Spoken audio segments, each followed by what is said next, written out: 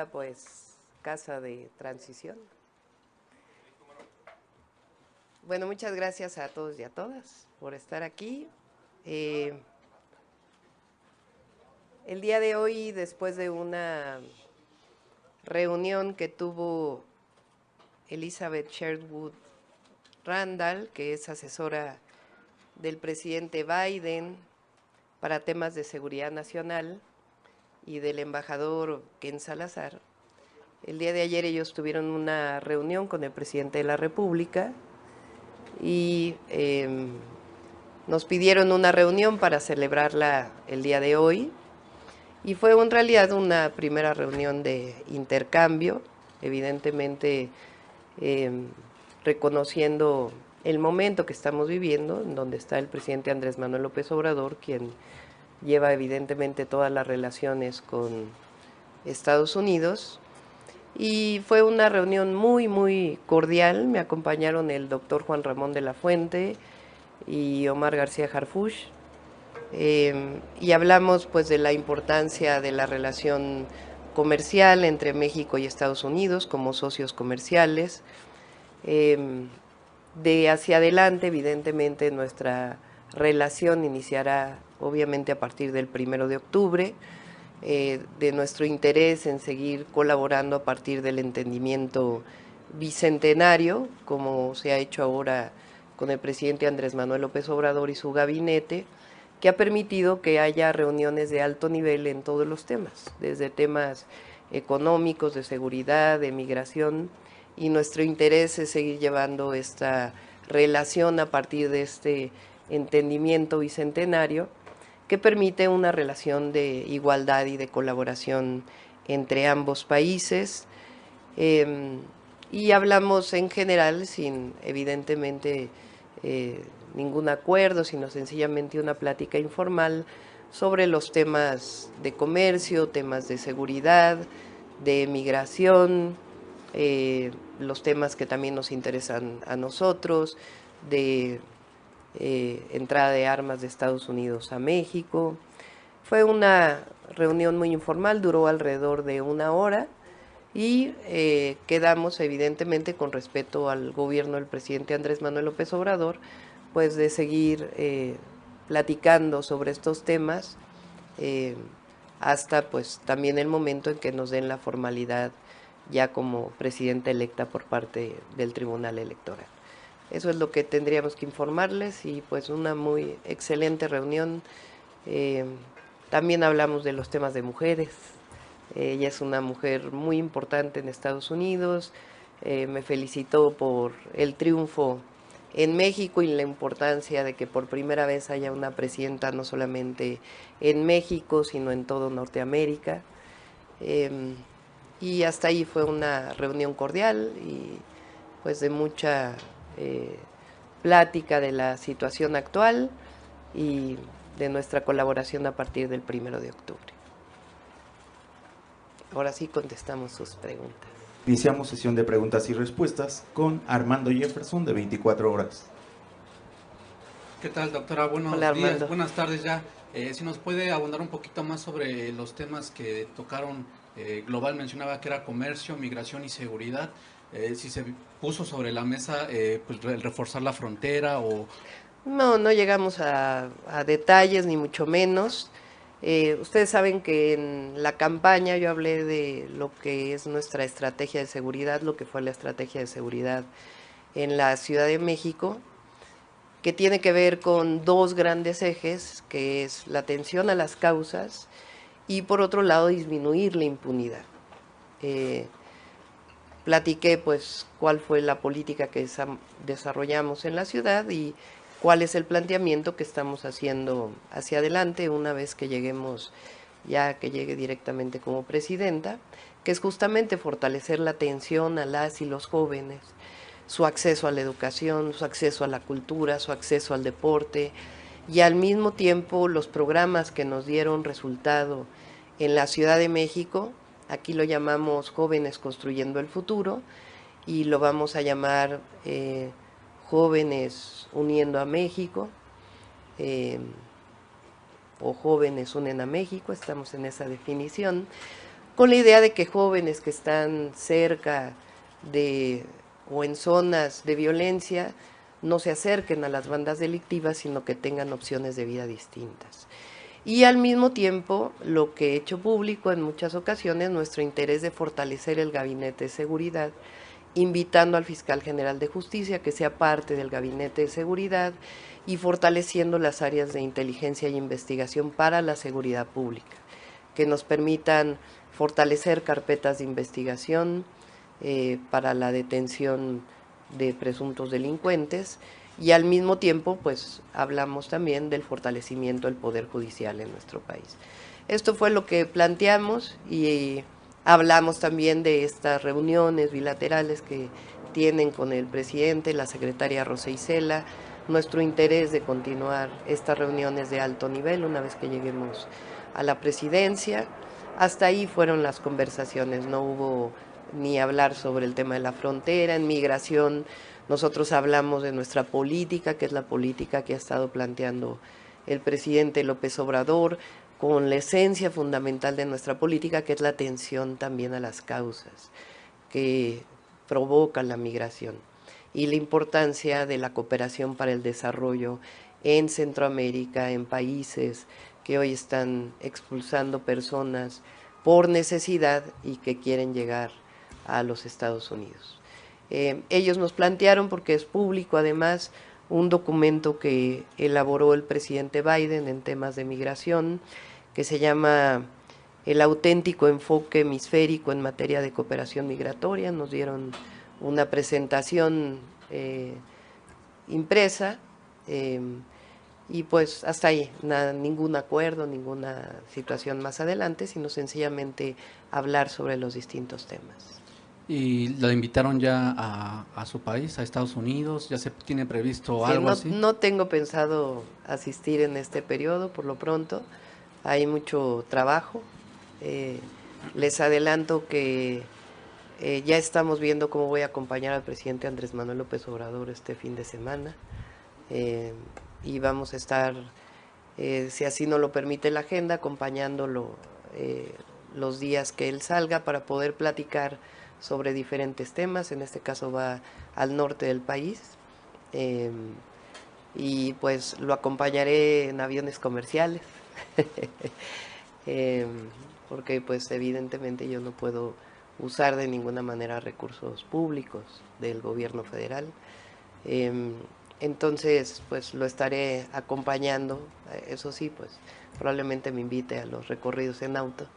Entonces estamos viendo esa logística para ver cómo serían estos acompañamientos. ¿Cuál sería el primer estado que visitaría con el presidente? Ya les podría informar a partir de mañana, porque apenas vamos a tener una reunión con el equipo del presidente y el equipo que me llevó la agenda para poder informarles ya cómo va a ser la visita. Y por último, mencionaba que el senador electo Omar García Harfuch la acompañó en la reunión. Sí, me acompañó porque a mí me interesaba que conocieran, ya lo conocía el embajador Ken Salazar, porque como jefa de gobierno lo platicamos, cuál fue la política de seguridad que llevamos en la Ciudad de México, y quería que él pues estuviera presente para platicarles. ¿Él sería uno de los perfiles que integrarían su gabinete, ya, doctor? No coman ansias, ya lo veremos la próxima semana. Continuamos con Arturo Páramo, de Grupo Imagen. Gracias, doctora. Después de escucharla, quisiera nada más reforzar algunos temas. No se trató en absoluto nada acerca de el reforzamiento de los Estados Unidos en la frontera con México de su lado, para evitar el ingreso de migrantes, la deportación.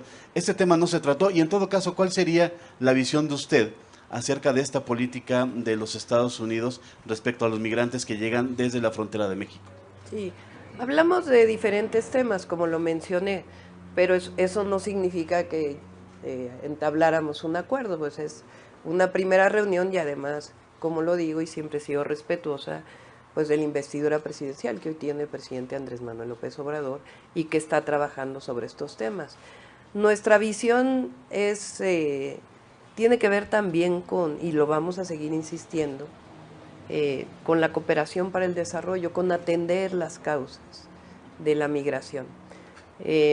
Y también con una política, lo planteé también en los debates, de fortalecimiento del desarrollo del sur-sureste de nuestro país, particularmente de un polo de desarrollo en el sur, que en su momento tendría que hablarse, y sé que además han tenido reuniones con el presidente Arévalo de Guatemala, lo que significaría el desarrollo de la frontera sur, que nos permitiría, además de los 12 polos de bienestar que ha planteado el presidente, vinculados con el tren interoceánico, que es uno de los proyectos estratégicos de largo plazo para nuestro país, que nosotros vamos a retomar y a seguir desarrollando, también el desarrollo de la frontera sur, desde inversión para el desarrollo en esta frontera.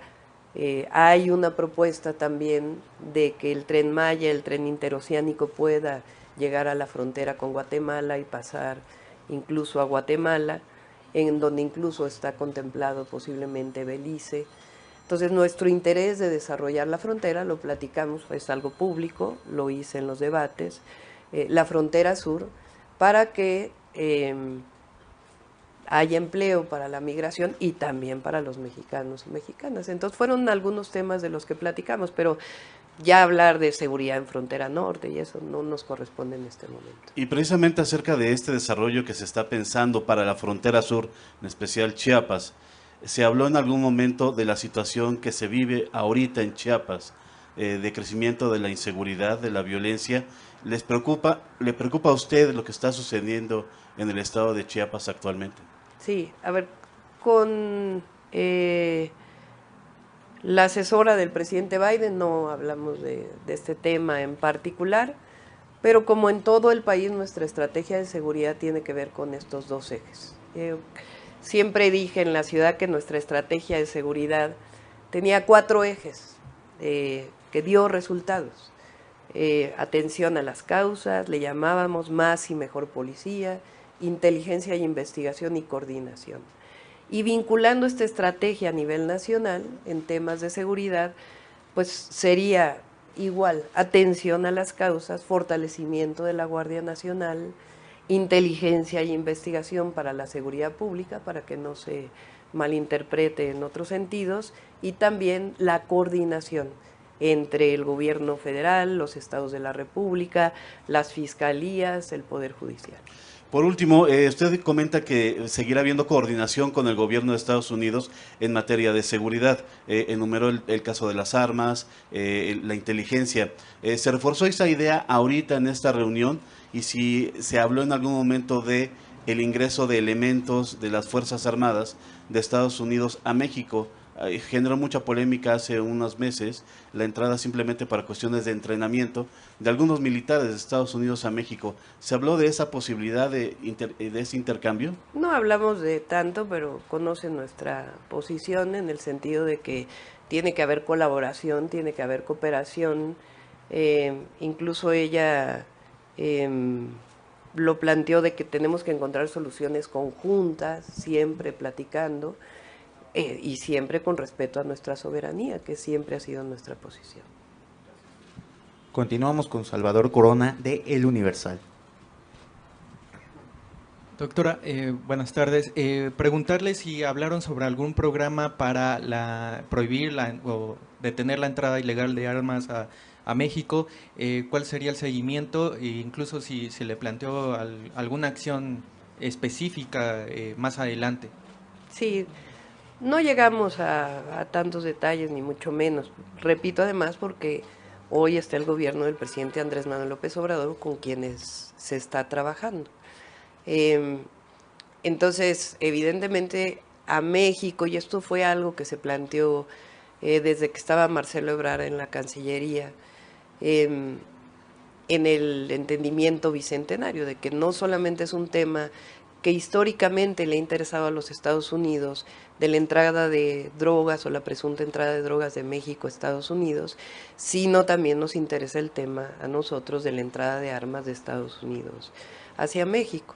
Hablamos de ese tema, pero evidentemente como algo de lo que incluso se está trabajando actualmente en las reuniones de alto nivel que se tienen con el gobierno de México. Pero nada más platicado, no. Evidentemente en este momento no podemos ni siquiera tomar acuerdos, es sencillamente un diálogo de buen entendimiento, de amistad, pues por la relación tan importante que hay entre México y Estados Unidos para diferentes temas. Y en otro tema, justo cuando se presentó o se anunciaba que la reforma del Poder Judicial pues podría ya discutirse, pues entonces el peso cae. Y ayer comentaba que no hay preocupación por esta discusión y nuevamente ayer el peso pues cayó frente al dólar. ¿Qué se podría hacer o incluso cuál es el panorama que ustedes ven que esté cayendo demasiado frente al dólar? Pues ya el superpeso pues perdió. No necesariamente. A ver, la economía mexicana es muy sólida. Y uno de los elementos es el fortalecimiento del mercado interno, que fue una de las políticas cuando entró el presidente y que nos ha fortalecido. Y también el mejoramiento del nivel de vida de las y los mexicanos, con el aumento salarial, con los propios programas sociales. Entonces, hay una agenda que se planteó previo a la elección que se puso a consideración del pueblo de México, porque la elección no solamente fue la persona, sino es un proyecto de nación por el que votó el pueblo de México.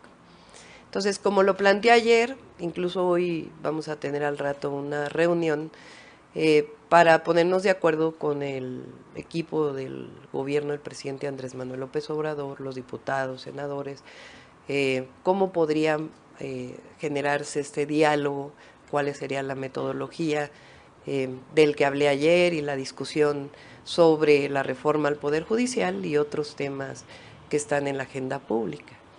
Lo importante es que sepa quién va a invertir en México, que hay certidumbre de la inversión en nuestro país porque hay estabilidad económica, hay estabilidad social, hay estabilidad política y que en el marco siempre del cumplimiento de las normas en nuestro país, pues evidentemente toda esta relación comercial que hay con el mundo entero y particularmente con empresas de Estados Unidos, la relocalización de empresas, eso va a continuar. Pero al mismo tiempo, pues hay una agenda del pueblo de México, hay un proyecto de nación. Entonces, y ese también tiene que continuar y no tiene por qué haber preocupaciones, ni de los inversionistas, ni porque nuestro país va a seguir siendo un país cada vez más fuerte. Pero preocupaciones de que se apruebe, o sea... Por eso digo que hay que entender la reforma. Yo creo que todo el mundo en este país, si ustedes hacen una encuesta, es más, voy a proponer que se haga una encuesta, de qué opina el pueblo de México sobre el Poder Judicial, cuál es su opinión. Ustedes lo vieron me acompañaron en los mítines de la campaña, que preguntaba qué opinan de los jueces en México. Y lamentablemente, porque además hay muchas honrosas excepciones, la gente tiene una percepción de corrupción del Poder Judicial. Entonces, tiene que avanzar la reforma al Poder Judicial, fue parte de lo que se planteó en la campaña y no tiene por qué haber preocupaciones, porque finalmente es para la fortaleza de la justicia en nuestro país, para la fortaleza de la seguridad, para la fortaleza del bienestar de las y los mexicanos. Entonces, puede haber alguna situación en estos momentos, pero yo confío en que la economía es sólida y que siempre va a haber diálogo con todos los sectores. Continuamos con Alma Muñoz de La Jornada. Doctora, yo quisiera insistirle un poco sobre esto. El mensaje entonces que ustedes les da a los inversionistas, porque ahora hay algunas mensajes de que se podría degradar el perfil de riesgos de México ante la reforma judicial, y dice que este tema también lo abordó con la comitiva estadounidense. ¿Ellos le externaron alguna preocupación? ¿Qué mensaje les da? Solo hablé del fortalecimiento del Poder Judicial, así lo planteé, no hablamos en particular de la reforma, y decirle a todos los que van a invertir en México que el Estado de Derecho, que la certidumbre existe, la tienen las leyes y además cada vez es más en nuestro país, que no hay ningún problema para la inversión. Ayer recibí en la noche a la, ¿cómo se dice?, bueno, en inglés es CEO, de Walmart. Ellos en México tienen no solamente las tiendas de Walmart y Bodega Aurrerá que conocemos, sino tienen además inversiones que tienen que ver con comercio electrónico, con internet, con otras cosas, y no tienen ningún problema. Ellos me plantearon su interés de seguir invirtiendo en nuestro país. Y como ellos hay muchísimos inversionistas que en el marco, repito, de nuestras reglas, de la situación ambiental, etcétera, como lo hemos planteado en este programa que planteamos de desarrollo industrial de nuestro país con polos de bienestar, tienen mucho interés en colaborar. ¿Usted está previendo o está percibiendo que haya una especie de ataque o algo ante lo que parecía inminente, que es esta reforma judicial? Porque de repente se empieza a... Pues hay quienes no están de acuerdo, que pues ya saben quiénes son. Del mismo poder. Entonces el mismo Poder Judicial, pero también es importante que ellos lo discutan. ¿Se sentaría, perdóneme, a dialogar con la presidenta de la Suprema Corte? Es que no es un asunto personal, es un asunto de que se abra la discusión al pueblo de México, a los distintos sectores. Ayer lo dije, las escuelas de derecho, que opinen,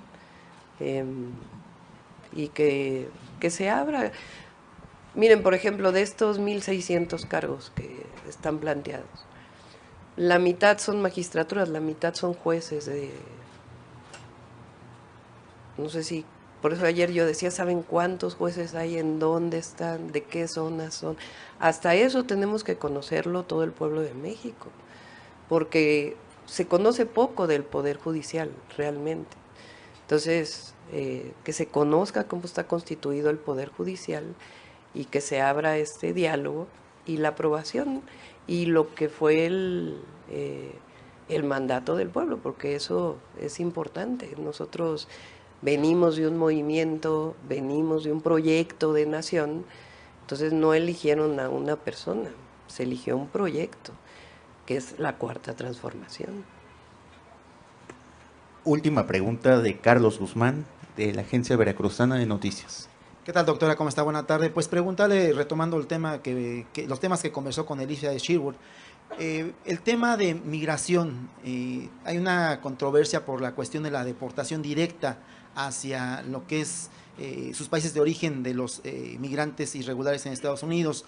Es si contempla en una próxima reunión, cuándo podría ser esta reunión, tocar ese tema, el tema del agua, que es muy importante en la zona fronteriza, donde incluso hay un problema por los convenios de agua que se firmaron en la década de los 30, específicamente en la zona de Tamaulipas, en la zona incluso de Chihuahua.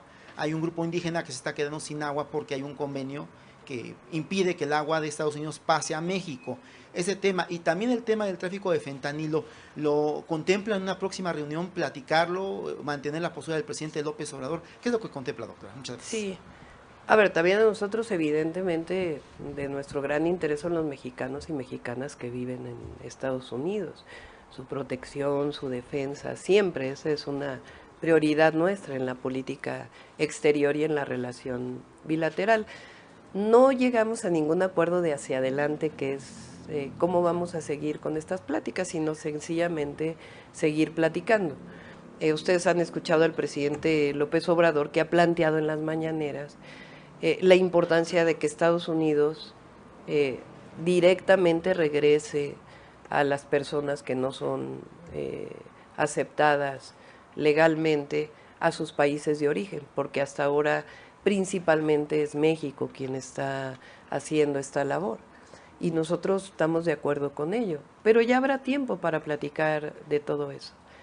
Nosotros entramos el 1 de octubre, seguiremos teniendo pláticas siempre en acuerdo con las pláticas que se están llevando a cabo en este momento con el presidente, con el gobierno del presidente López Obrador, y ya a partir del 1 de octubre pues ya nos tocará gobernar directamente y seguir platicando sobre estos temas. ¿Cuándo pensaría reunirse con el presidente Biden? No hay un planteamiento todavía. No tocamos este tema. Una precisión, doctora. El anuncio de querer reducir el grado de inversión o la calificación soberana del país estaría incluso por abajo de la decisión del pueblo mexicano de llevar a cabo estas reformas, concretamente la de Poder Es que no tienen por qué preocuparse. Entonces, ese es nuestro mensaje a los inversionistas. No es una cosa contra la otra. En México va a seguir habiendo Estado de Derecho. Porque antes, bueno, ya ni lo mencionamos, pero la verdad es que no se detuvieron las inversiones cuando hubo el FOBAPROA, quizá por la crisis económica que se planteó. Y ahí se hicieron las cosas fuera del margen jurídico. Entonces, mi mensaje es: no tienen de qué preocuparse los inversionistas. Finalizamos. México es un Estado libre, es un Estado soberano. Procuramos con la Cuarta Transformación cada vez más justicia en todos los sentidos: justicia social, justicia ambiental, justicia para las mujeres, un sistema de justicia que funcione. Entonces, a los inversionistas nacionales y extranjeros no tienen de qué preocuparse. Sus inversiones son seguras en México, en el marco, evidentemente, de nuestras leyes. Entonces, no tienen por qué tener preocupación por una reforma en el Poder Judicial, porque finalmente se va a construir un mejor sistema de justicia para nuestro país. Finalizamos conferencia de prensa. Muchas gracias a todos. Espérame un segundo. Ajá. Doctora, preguntarle sobre en este contexto de la reunión con esos funcionarios estadounidenses, ¿cuál es el mensaje que les diría ahorita a nuestros compatriotas migrantes que viven en Estados Unidos y que quisieran saber más sobre este encuentro? Bueno, a ellos, como lo hemos dicho siempre los vamos a defender, siempre vamos a estar cerca de ellos. Son mexicanos y mexicanas en Estados Unidos. Hay más de 30 millones de compatriotas, paisanos allá. Y habrá momento también para reunirnos con ellos, de cómo vamos a fortalecer los consulados allá para que tengan una mejor atención. Hubo mejoras, pero hay que mejorar todavía más. Es algo que nos plantearon cuando estuvimos en Los Ángeles y en reuniones que hemos tenido aquí. Que ellos sepan que siempre los vamos a defender. Que eso... Vamos a ver cómo se va dando la agenda, pero por supuesto que es de nuestro interés reunirnos siempre con... llevamos a una senadora, nuestra senadora en la lista de senadores, que es una mujer con la que tuvimos mucha relación cuando estuvimos en el gobierno de la ciudad, incluso la presentamos varias veces, de este grupo que se llama Dreamers en Estados Unidos. Es una mujer muy comprometida, que conoce bien, entonces ella, estoy segura que va a tener una gran representación, como han sido los otros senadores, diputados, y nos vamos a reunir con ellos, evidentemente, también en su momento. Sobre las declaraciones del presidente de Colombia, Gustavo Petro, quien, conocer su opinión, quien había dicho que usted habría participado en el movimiento de las guerrillas de M-19, conocer su opinión sobre esa declaración de Petro. Es que, a ver, cuando éramos estudiantes, pues había, no directamente con el grupo guerrillero, sino había estudiantes colombianos que de alguna manera tenían vínculos en aquel momento y vinieron a México. Esa fue la relación. Además, mi mejor opinión del presidente Petro, la verdad. Y ya habrá momento para... ¿Usted estuvo en Colombia? No. ¿De joven con esta guerrilla urbana? No.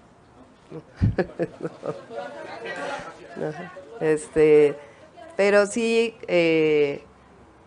tenemos muy buena opinión del gobierno del presidente Petro, y él tiene una visión muy interesante sobre los temas climáticos, que nos interesa mucho en el momento que lleguemos poder platicar con él. ¿Merece alguna opinión esta narrativa que se empieza a posicionar en los medios tradicionales, que minusvalora su capacidad, minusvalora su liderazgo, el hecho de ser mujer? Una narrativa que se impulsa desde los lectores de noticias, senadores de la República, incluso, que la cuestionan no solo por el hecho de ser mujer. Ellos van a seguir cuestionando, viene desde la campaña. He sido la persona, además mujer, primera mujer en 200 años de la República que tuvo más votos que cualquier elección. Entonces, van a decir muchas cosas, pero nos va a ir bien en el país. Ese es un mensaje a todas y a todos, y vamos a continuar con la cuarta transformación. Ya, con eso yo creo. Muchas gracias a todos y a todas. Gracias, buen día.